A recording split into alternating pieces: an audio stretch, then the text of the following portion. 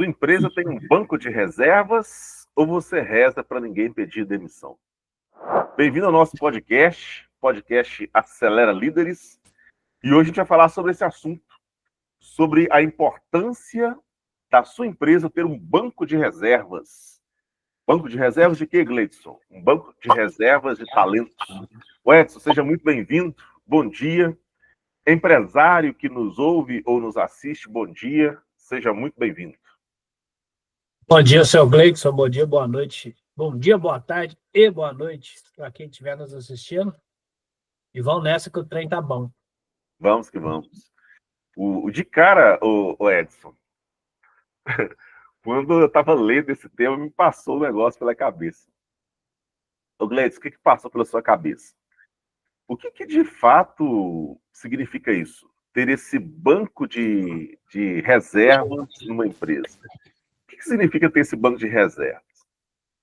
Tem isso na minha cabeça porque, olhando até do ponto de vista do empresário, o cara pode pensar assim, poxa, mas eu tenho um exemplo, 10 funcionários, eu já tenho que pagar os 10, e aí significa que, assim como um time de futebol, eu tenho que ter mais quantas reservas lá então? Entre aspas. Mas quantas reservas à toa lá, esperando para ver se eu ponho para jogar? Então, Edson, o que significa, assim, de fato, ter um banco de reservas de talentos na empresa? Gleidson, comparando aí que você falou com o time de futebol, né? O banco de reserva é a garantia da continuidade do jogo, né? Ó, isso é Porque bom. se o seu goleiro, principalmente se o seu goleiro machucar, como é que faz? Exato. Se ele tiver um banco de reserva, né? O banco de reserva não é bem isso, não, mas para ser didático, você pode encarar como o seguro do seu carro. Se você não usar, tá tudo bem. Tá ótimo. Não é ruim, não. Mas é difícil você não usar também. E eu estava lembrando de alguns casos que eu já vi também, e aí fazendo outra comparação, eu já vi comerciante que só coloca alarme e câmera na loja depois que o ladrão entra. Sabe? O cara fica assim, mas isso aí vai custar tanto. Tá muito caro, vou pôr não. Daí a pouco o ladrão entra lá, rouba um valor muito maior do que ele teria pago com esse equipamento, fora o que pode gerar de estrago. Aí depois que rouba, ele vai lá e põe a câmera e o alarme. Ou seja, o custo sai muito maior, né? Tem coisa que não tem jeito. Ou você faz, ou em dado momento você vai tomar um prejuízo grande. Então, quando eu falo desse banco de reserva, eu estou falando de outra coisa que eu já vi muito nas empresas e que alguns empresários têm acordado depois que acontece também.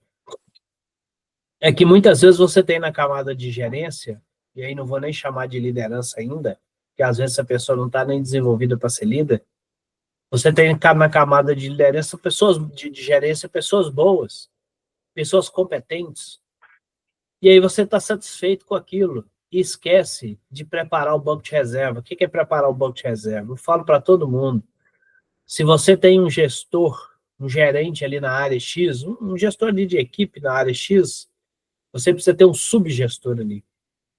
Uma segunda pessoa que está sendo desenvolvida para que ela possa, no futuro, assumir aquela posição. Se você não tem, você corre risco muito grande do seu gerente sair e você ficar literalmente na mão, porque você não tem uma outra pessoa que tem capacidade para comandar aquela equipe. E eu já vi isso acontecer algumas vezes. Só que o empresário fica tranquilo, porque a equipe dele está boa ali, está funcionando bem. E como está funcionando bem, ele acha que não precisa mexer, não precisa pensar. Não é nem que acha, é que nem pensa nisso.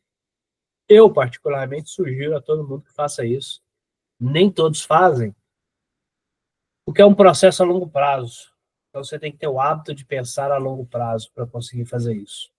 Então, o banco de reserva que eu digo é, se você tem uma boa equipe, você precisa estar formando mais boas pessoas para que elas possam assumir. E aí vai assumir em dois casos. Ou o gestor saiu, por exemplo, você precisa substituir, ou a sua empresa está crescendo, esse gestor atual ele vai subir para cargos maiores e você precisa de uma pessoa para assumir ali.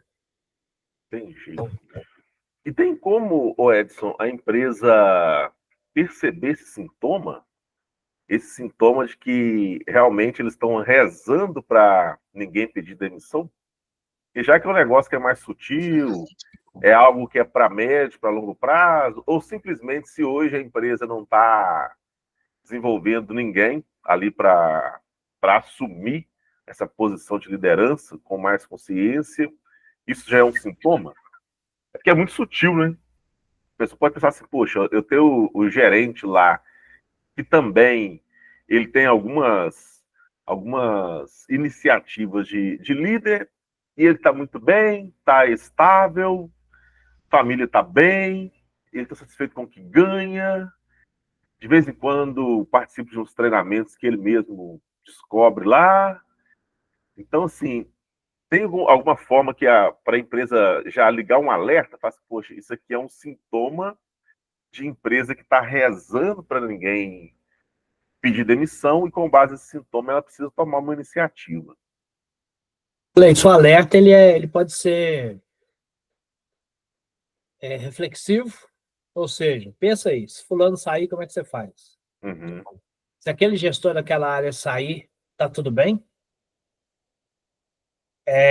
Que falta ele vai fazer a curto prazo?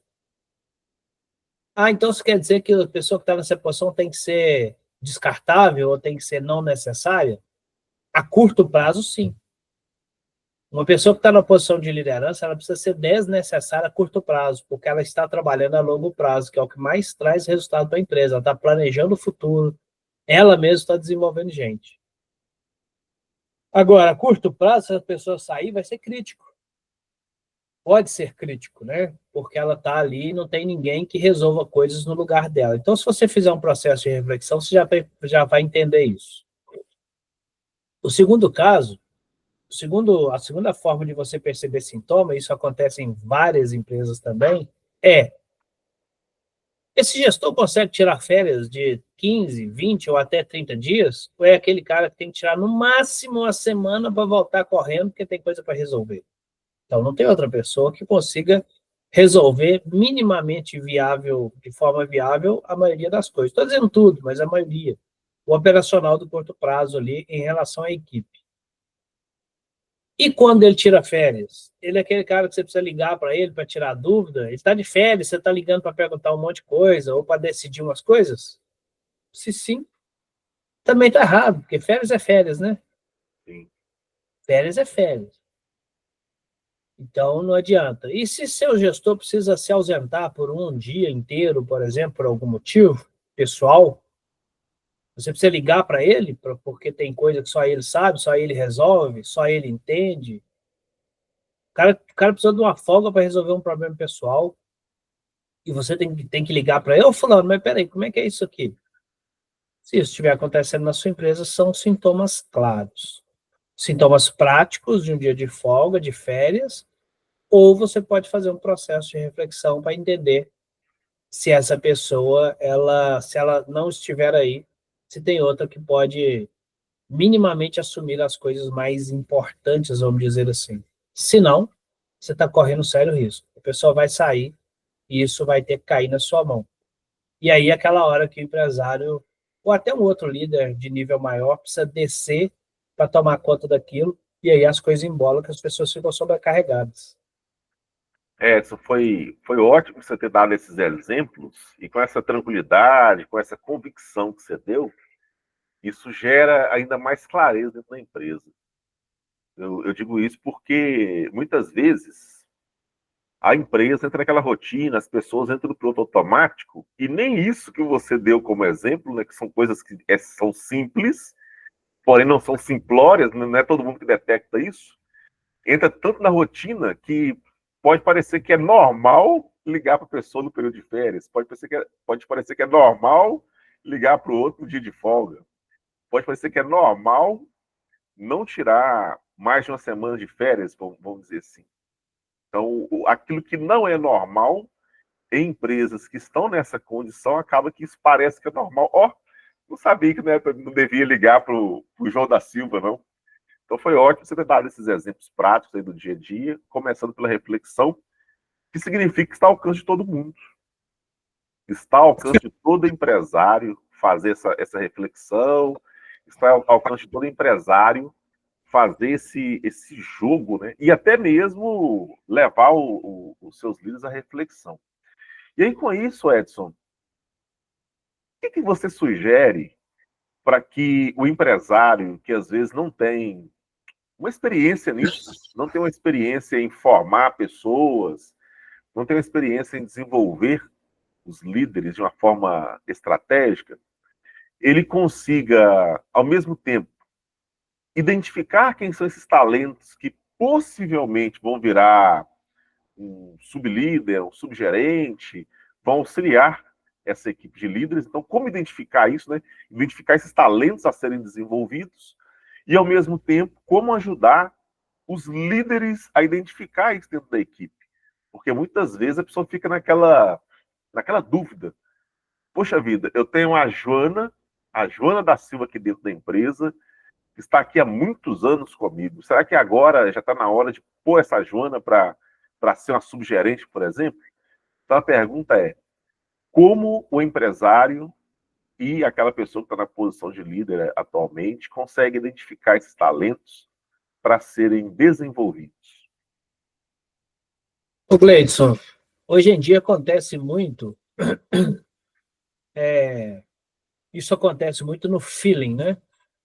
No feeling das pessoas. Então, o gerente, o gestor aí, o empresário, olha para aquela pessoa, essa pessoa é boa, essa pessoa merece uma promoção, essa pessoa merece, pode, deve assumir mais responsabilidades na empresa. O problema do feeling é que ele é muito subjetivo. E o empresário, provavelmente, ele cresceu e desenvolveu a sua empresa contando com o feeling. E tem funcionado. Porque ele está cuidando disso. Mas na hora que ele subir um nível, né, e ele tiver gerentes abaixo dele, ele já não está em contato direto com a equipe. Então, ele começa a ficar fora disso. Então, ele vai ver pessoas sendo promovidas, sendo escolhidas para assumir certos projetos e tal. E ele vai ter que confiar no feeling desse gerente. Agora, será que o feeling desse gerente está alinhado com o dele? Porque se não estiver alinhado, ele vai começar a achar estranho algumas pessoas que estão sendo promovidas ou que estão assumindo determinadas posições, por exemplo. E aí começa a ficar essas divergências. Então, para que você consiga até criar esse banco de reservas, trabalhar esses talentos e gerir isso de forma mais prática, ser menos subjetivo possível. Então, contar menos com a subjetividade, com o feeling, e contar mais com a objetividade. Aí você precisa de metodologia que seja comprovada, onde as coisas realmente funcionam. E essa metodologia, ela começa por onde? Se a gente for falar aqui toda ela, vamos levar umas 10 horas para explicar cada detalhe dela. Mas por onde começa a metodologia? Veja bem, eu falei que o gerente precisa estar alinhado, o feeling dele precisa estar alinhado com o feeling do empresário. Porque senão um promove, o outro rejeita. Exato. Então, se eu preciso alinhar, eu preciso ter um parâmetro, né? Um parâmetro, eu ia falar um padrão, parâmetro é a melhor palavra, um parâmetro para fazer esse alinhamento. Que parâmetro é esse? É o jeito que o empresário, esse gestor, diz que a empresa tem que funcionar. É a forma de pensar, a maneira de tomar decisões, o que considerar, o que valorizar, para na hora de tomar uma decisão, saber considerar isso, saber valorizar isso. Isso numa empresa se chama cultura. É o que a gente vive falando, isso na empresa se chama modelar a cultura, organizar a cultura, formatar a cultura, para que na hora de tomar uma decisão eu olhe para a cultura e fale, isso aqui está alinhado com a cultura? Isso aqui está respeitando a cultura da empresa? O que é a cultura da empresa? É o jeito que você faz as coisas, é o jeito que você toma decisão, é o jeito que você valoriza pessoas. São os princípios da empresa para que ela funcione bem. Então, se eu tenho isso formatado, alinhado dentro da empresa, organizado, ou seja, esse parâmetro, como você diz, esse parâmetro pronto, fica muito mais fácil agora eu alinhar a minha liderança a essa cultura. A partir do alinhamento, ela vai ganhando autonomia para tomar decisões. Esse é o primeiro, não é nem que é a melhor forma, mas é o primeiro passo essencial, porque todo o resto vai nascer daí. Entendi. Eu gosto quando você usa aquela expressão, o retrato, né? O retrato da cultura, o retrato cultural, que a pessoa olha, ela consegue realmente identificar o que é, e uma vez que identifica, ela vai fazendo o que tem que ser feito para que realmente seja reproduzido e seja até incorporado mesmo pelas pessoas dentro da empresa. A palavra é retrato mesmo, porque o retrato ele é uma. Ele é até redundante, né? O retrato é uma fotografia. O retrato é a fotografia do momento. Sim. Uma fotografia sobre o que se espera. Então, quando você olha para uma foto, é como montar um quebra-cabeça, Gleison. Sim. Você olha para uma imagem pronta e vai encaixando as peças. E aí você sabe que peça você deve encaixar. E se você estiver encaixando errado, você também vê que está errado e volta, e tira. Então, a cultura é esse retrato, é essa foto ali, que você olha e na hora de colocar uma peça, você fala, cara, é essa mesmo? Está de acordo com o retrato oficial? E aí você coloca a peça ou não, você muda a peça. E também para o próprio gestor, fica fácil dele olhar o que o outro está fazendo e falar, olha, essa peça aí, não é essa peça não, olha lá para o nosso retrato para você ver. Não é essa peça não, vou encaixar outro. Então Exato. fica muito fácil alinhar toda essa equipe ao que a empresa precisa, ou seja, a cultura dela.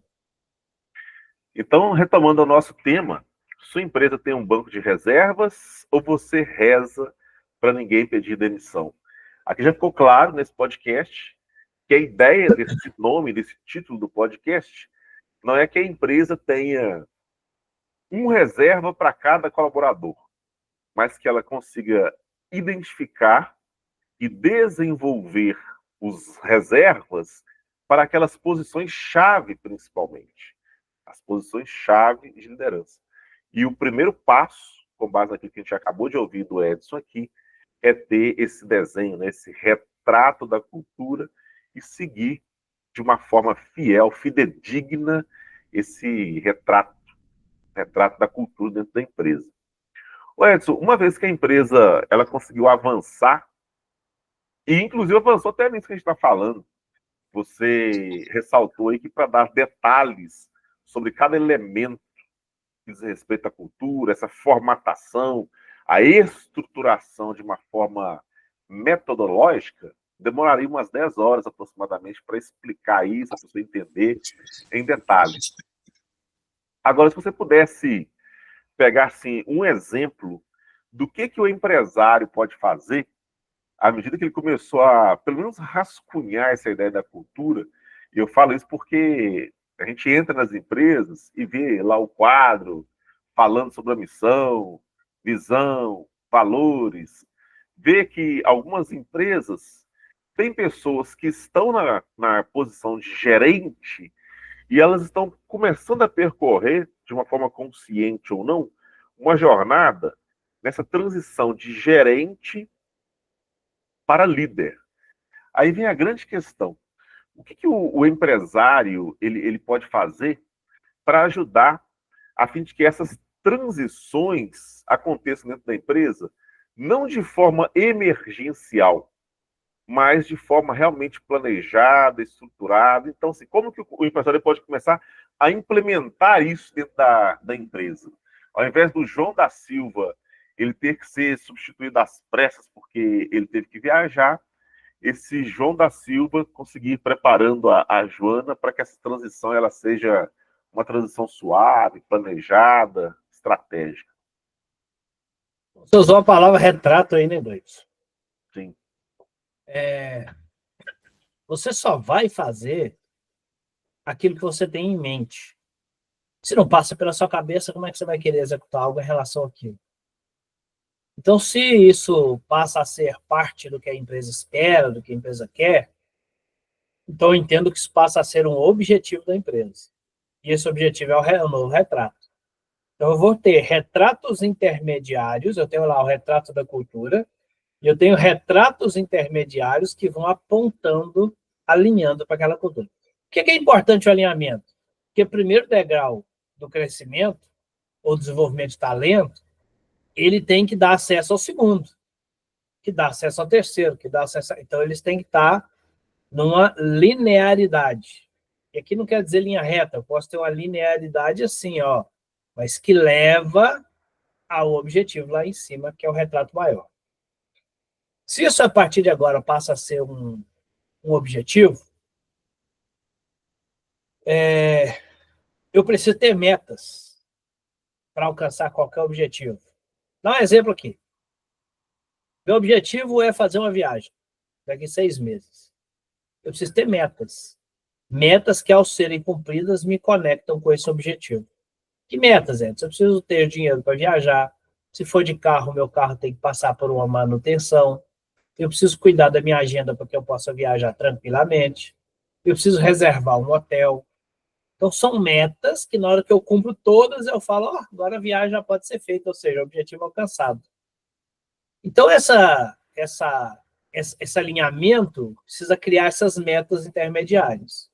Então, eu preciso começar da menor meta para a maior meta. E o crescimento vai acontecendo linearmente. Já viu aquele exemplo? Todo mundo usa esse exemplo e ele é verdadeiro, né? Qual é o primeiro passo para resolver um grande problema? Dividi-lo em pequenos problemas. Dividi-lo em pequenos passos, porque aí fica alcançável. Então, cara, eu tenho um objetivo aqui de ter minha liderança 100% alinhada com a minha cultura, por exemplo. E, além disso, que essa liderança já esteja desenvolvendo novos líderes dentro da empresa. Cara, isso é um objetivo grande. Mas qual é o primeiro passo? O primeiro passo, então, é criar essas metas intermediárias. É decidir qual a primeira coisa que eu tenho que conseguir. Qual a segunda coisa que eu tenho que conseguir. Qual a terceira coisa que eu tenho que conseguir, sendo que a primeira ela leva para a segunda. Então, se uma leva a outra, qual que é a primeira que eu tenho que conseguir? Seria, então, comprar um monte de curso para minha equipe de liderança? Pagar um monte de coisa de liderança? Não. Primeiro começa lá em cima. O líder maior, o gestor, o empresário, converter a sua mentalidade para que você realmente tenha que desenvolver talentos. Entenda isso. Não jogue isso na mão de alguém. Se você é o responsável pela empresa, o maior responsável por esses bancos de talentos é você. Você está comprando a ideia de verdade? Você vai patrocinar o processo de verdade? Vou. Então, agora você entendeu o que você precisa, você vai descer para a próxima linha de liderança e vai começar o trabalho com essa linha de meta 1, conhecer exatamente o que você quer. Meta 2, fazer com que esses líderes de baixo aqui entendam realmente qual é o papel deles, o que eles têm que fazer. E se você tiver mais uma camada de liderança, eu vou descer para essa liderança depois. Então, eu começo com uma camada de liderança maior para depois levar para a equipe. Cultura é isso. Se você não comprar a ideia de que a sua empresa precisa formatar e alinhar todo mundo à cultura, quem está abaixo de você é que não vai comprar mesmo. E mesmo que eles queiram fazer, eles não têm força para isso, porque o de cima não deixa acontecer. Então, o primeiro passo é criar realmente essa ideia, escrever, anotar, criar esse rascunho, pelo menos, do que você realmente quer, para que você possa transbordar isso para a sua equipe de líderes, para que depois que eles estiverem entendendo, eles vão transbordando aos poucos para baixo. Perfeito, Edson, perfeito. Empresário que nos ouve ou nos assiste. Você está participando do podcast, o podcast Acelera Líderes, com Edson Ferreira. E olha que interessante. Apenas com o conteúdo desse podcast, e, Edson, eu falo isso sem medo de errar, porque, vez ou outra, eu me coloco na posição aqui do empresário. Com o conteúdo desse podcast, se o empresário ele sentar e rever ou reouvir, reassistir a esse podcast, agora já anotando o que vai ser feito dentro da empresa, porque primeiro desperta aquela ideia, desperta a mentalidade, dá insights, então a pessoa leva uma sacudida ao assistir esse podcast ou ouvir. Então, se o empresário agora retomar esse podcast, já ir anotando o que ele vai fazer dentro da empresa, esse podcast já é uma verdadeira aula. Já é um verdadeiro passo a passo que vai tirar a empresa da condição que está. Vai tirar ela do lugar. Esse podcast, esse conteúdo já ajuda a empresa a sair da inércia nesse sentido. Qual sentido, Gleidson? Banco de reservas. Sua empresa tem um banco de reservas ou você reza para ninguém pedir demissão? Ou seja, esse conteúdo do podcast já te ajuda nesse start, nesse primeiro passo para parar de rezar para ninguém pedir demissão.